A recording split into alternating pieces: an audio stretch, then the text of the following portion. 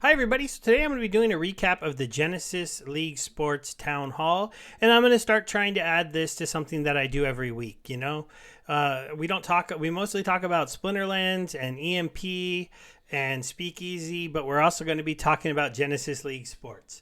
So they did their most recent town hall on their own YouTube channel. There'll be a link to this in the description of the video. If you want to come and subscribe, it would kind of help the project, obviously, if we build up this subscriber number.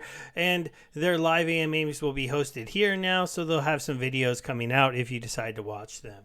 They were online for just about an hour, and we're going to hit up a lot of the stuff they went over really quickly. So, they did touch base on the exploit, and we'll talk about that. That was used to get some people some extra packs.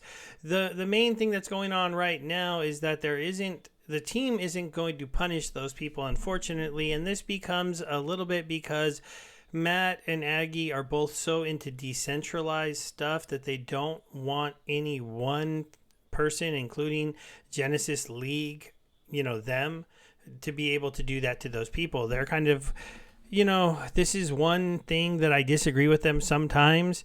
They seem to think that decentralization means anarchy to me sometimes, and decentralizing, stuff and rule can still have rules. You can still have a decentralized group that votes on and passes rules. We don't have validator nodes yet. They don't have governance voting for this. I'm pretty sure absolutely that if we have proof that they exploited the price of GLX to be able to get extra GUSD that they shouldn't have been able to get, to buy packs they shouldn't have been able to get, I'd be completely fine with banning those accounts. Sorry, guys. If you're going to cheat and manipulate the system, I think you deserve to be punished. And if you're out there, I'm not going to name names, but I've heard some names involved in this. I think that all of you should voluntarily burn those packs because what you did was wrong. If you burn those packs, you turn from a group of bad people into maybe a white hat exploiter and explain, look, they wouldn't fix it. They had been warned about it, which Matt admitted, and they didn't fix it, and now they did, so we fixed the issue, and we lost some money to it, and then we'd all maybe thank you, update that post, if it was a post on Hive, we could give you some money back, but what you did was not right.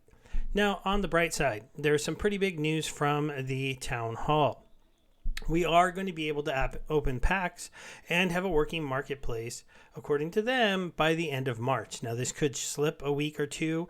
That seems to happen in the world of development, but that means pretty soon we'll be able to open packs. They did release a full list here of all the cards that will be able to be in the packs, except for the coach cards. The coach cards are going to be tricky. I don't know a lot about MLS players, and it's going to be kind of interesting to see if this game can get popular from MLS fans. But I did just do like a quick Google search, who are the best goalkeepers in the MLS, and all of the top 5 that were listed were here on this little list of players. So it doesn't look like the MLSPA gave us the bad players to use early on in the games. They gave us what appears to be, at least from a quick Google search, include the best goalkeepers, the better forwards, the better midfielders and defenders, and we'll see what coaches we end up with. Now, one of the things that they did mention here, besides the market coming up, is that while there's not that many cards to get, I think they said there's something around like 390 was the count, possibly. I'm sorry, I didn't write that one down. But it's not that many. And you look at somebody like me, I have 243 packs. So if I do a quick calculator, 243 packs, 243, and I open them, and there's 5 cards in each pack, I'm going to pull 1,200 cards. So that's theoretically like I would get 3 copies of each one of these cards possibly, right? But is that a bad thing? No, because in this game, unlike Splinterlands, the ECR is going to be more about what more tied into the cards. And so that's kind of something that's pretty exciting.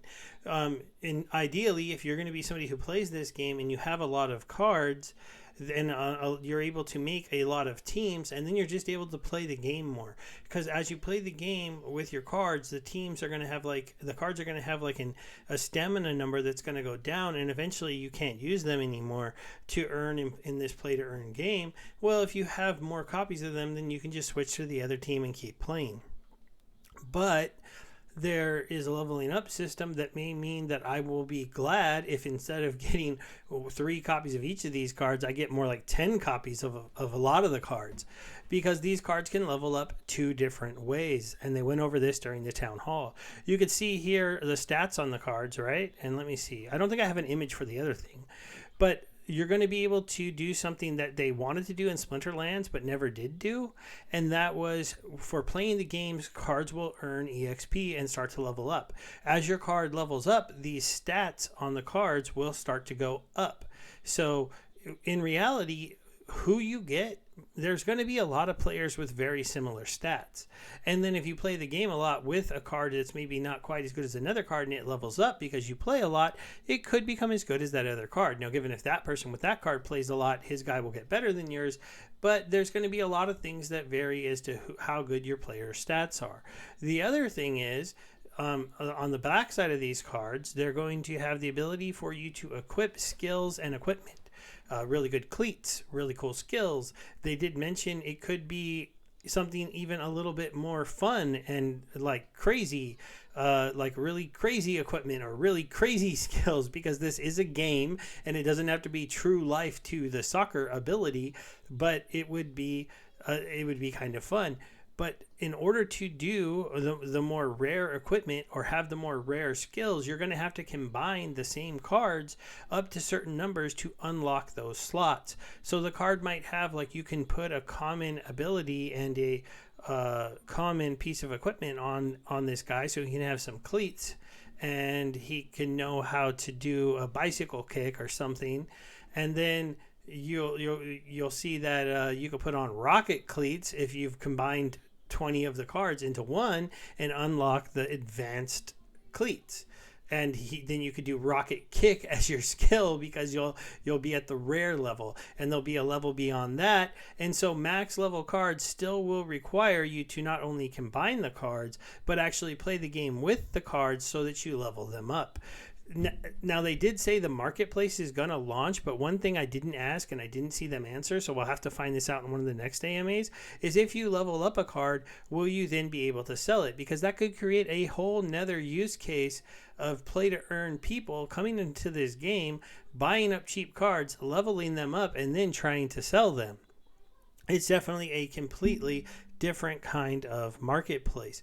Also, because players are so interchangeable, you might say, I need this many for my team. I want to field 3 teams. Let me pick the people I like the most, sell all the other people, and then go out to the market to buy the ones that you like. So the marketplace here might be really vibrant, as a lot of people might be jockeying for getting enough of the cards that they like. But at the same time, with so many midfielders to choose from, you're going to have the ability to possibly just easily move and go from one character to another.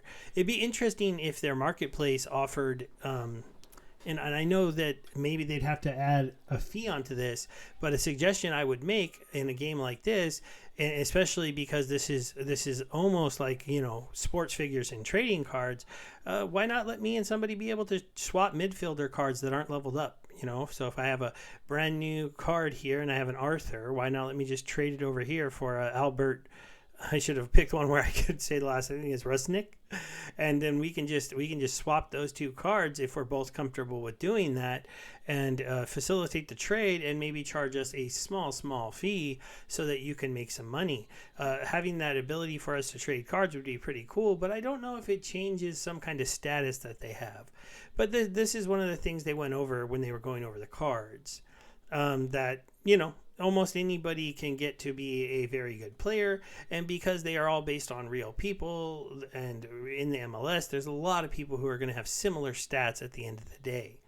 The game, if you don't know much about the game, it's going to be a relatively simple game where it's whoever has the ball is going to get to make an offensive decision. They can either try to pass the ball forward, they can try to cross the field, do a cross field pass, or they can try to shoot. Or you can try to, I think actually there might be one more, or you can try to dribble. And then you're going to pick one of those actions. There's going to be a random number generated based on your skill level, your equipment, and a random roll of the dice. That number has to beat their number that is based on what you're trying to do. So do they do a tackle? Do they block a shot? Do they steal your cross? And basically at that point, if you fail that check and they stopped you from doing your action, and my actions might be a little wrong, sorry, then they get the ball and then they get to do an offensive action. You never have to play defense in this game.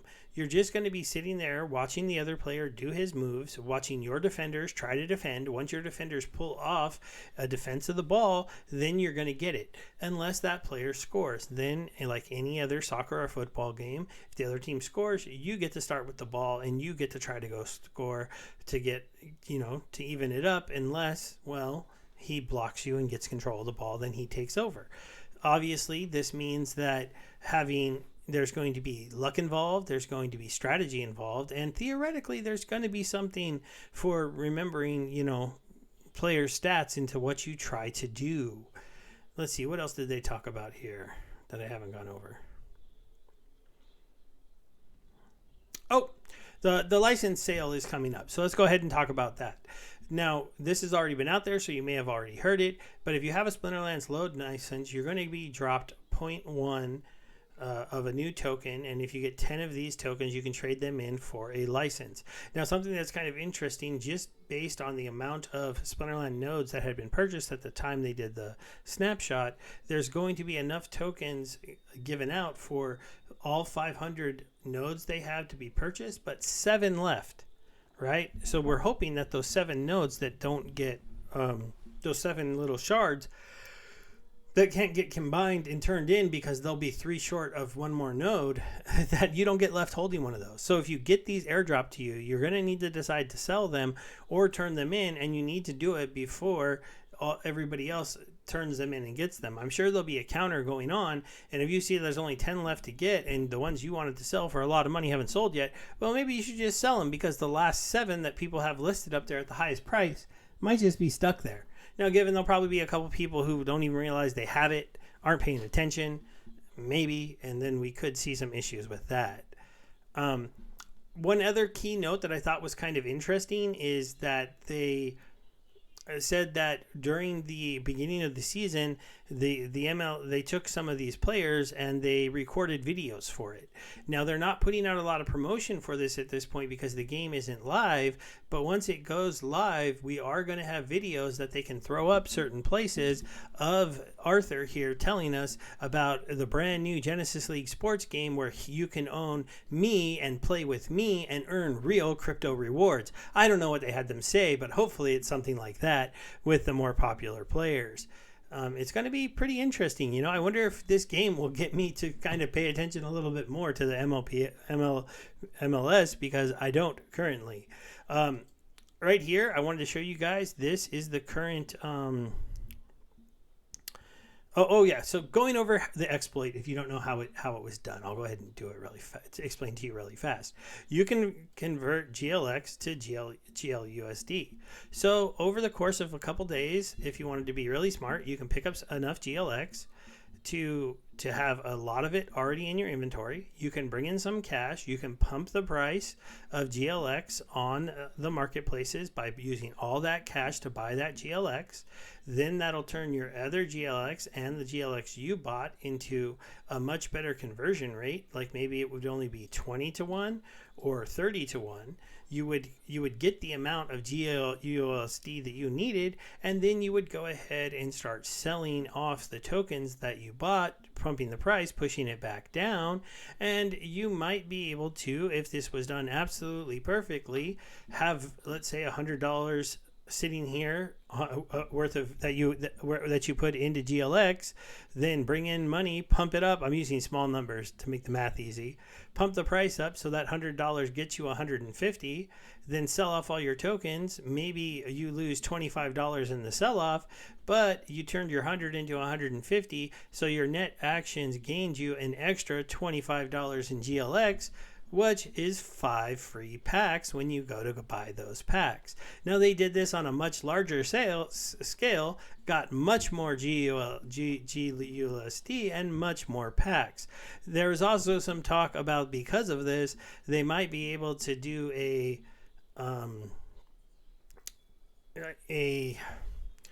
there could be a community vote on not dropping tokens to the pack holders anymore, or maybe even a community vote to not drop tokens to the people who bought them during the exploit. I don't know if they're going to get that perfect, but we'll just have to see. It is interesting that GLSUD is valued currently at $1.20, but that I didn't notice that, but it's found a way to go over peg. I don't know why it was able to do that. We have GLX price here at 2 cents, and the total supply numbers here. I can take you over here to the post about the license pre-saling. You can see that the pre-sale is going to be 1,000 GUSD plus 500 GLT, and this is going to be happening relatively soon. And because of that, we might see a GLGT start to go up a little bit if people have been dumping that token, or people who want validators who didn't maybe have enough assets to get 500 tokens dropped to them are going to need them. Now, I know I've gotten quite a lot of tokens dropped to me. I've never sold a GLGT, and I don't have 500. I have about 360. So even I would have to go out and buy like 140 of these if I decide I want to pick up one of these nodes. I don't think I'm going to. I have 2 Splinterlands nodes, and so I'm going to get two like parts of one. And depending on the price of them, I'm either just going to sell them and not run a node, or if there isn't a lot of value in them and people are selling them really cheap, I'll buy 8 of them and turn them in and get a node that way, instead of trying to do this stuff. Like if somehow my 350 or 60 GLGT can be sold and buy 8 shards, well, that would make much more sense than also trying to pay this 1,000 GLUSD. Then once the pre-sale is over, they're going to let people turn in the shards, and the shards are going to take part, I think, here in Tranche 1. This does mean that the shards might have to wait a while before they can be turned in, maybe? Or that wasn't super clear. I'm going to need to follow up with them on that one. Sorry, everything wasn't super perfect on this one, but I think they're still getting a hang for it. And I didn't get to watch it live, so I wasn't able to ask them questions during the question and answer. I will try to do that in the future, as it makes it a little bit better, because sometimes I think up these questions while making the videos and I can't really get an answer to them. One of the nice things you will see, there is a node page here with a buy number here and a countdown timer to when the node sale gets started. So we're just 3 days and 16 hours away from the first node, from the node pre-sale. You'll have to tell me, are you excited about these nodes? Do you plan to get one? I'd really like to know, but we're going to go ahead and end it there. Thanks, guys.